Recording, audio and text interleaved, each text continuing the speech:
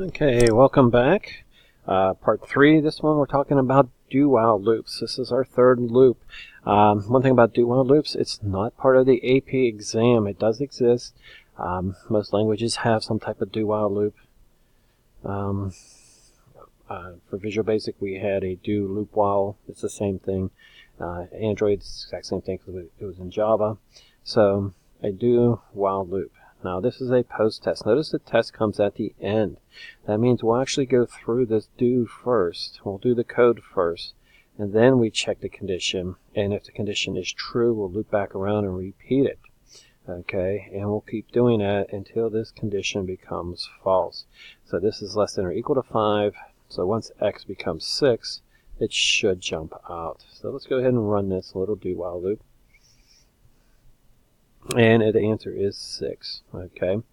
Now, do while loops are decent because it allows you it's good for inputting. A lot of people like that when they're inputting stuff from the user to use a do while loop. Again, this is not part of the AP exam. I would not recommend using it on your free response questions, either to use a while loop or a for loop. Do not use a do while loop. In my class, when you're programming, I don't mind if you use it. I'll let you know otherwise. Okay. But if you're prompting a user for an input, okay, maybe we're inputting test scores. So let's go ahead and create a memory location called scores. And we'll set that equal to 0. And the test scores, if we're going ahead and input in the test scores, we could go ahead and go scores equals console dot next int, and we'll say we're retrieving scores. Don't forget we have to prompt the user.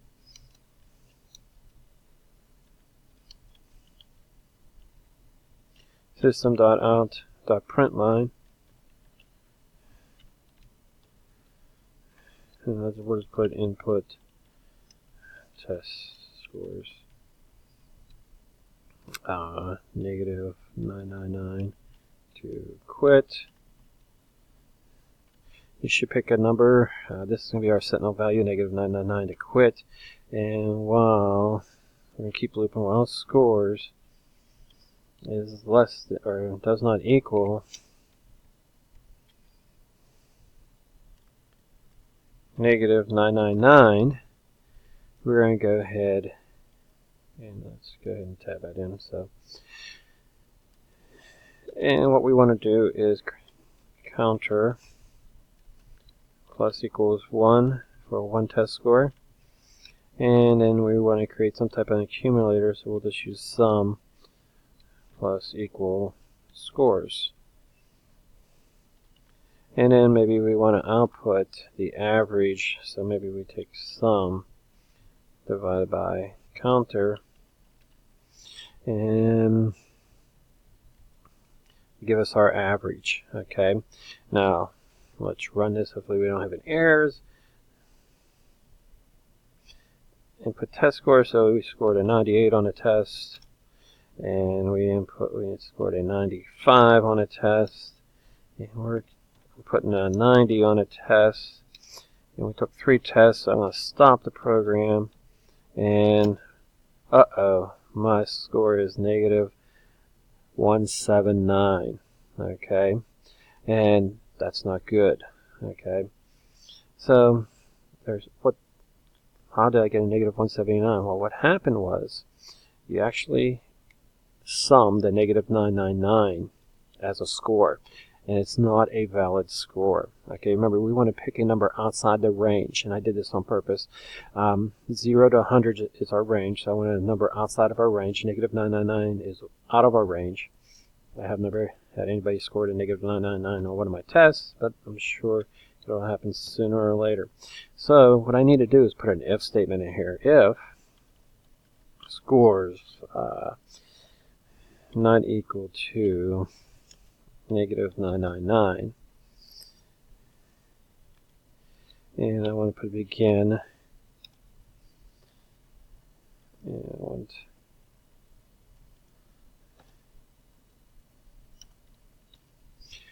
and now Because what happened, we added negative 999 to our scores, which really dropped our average.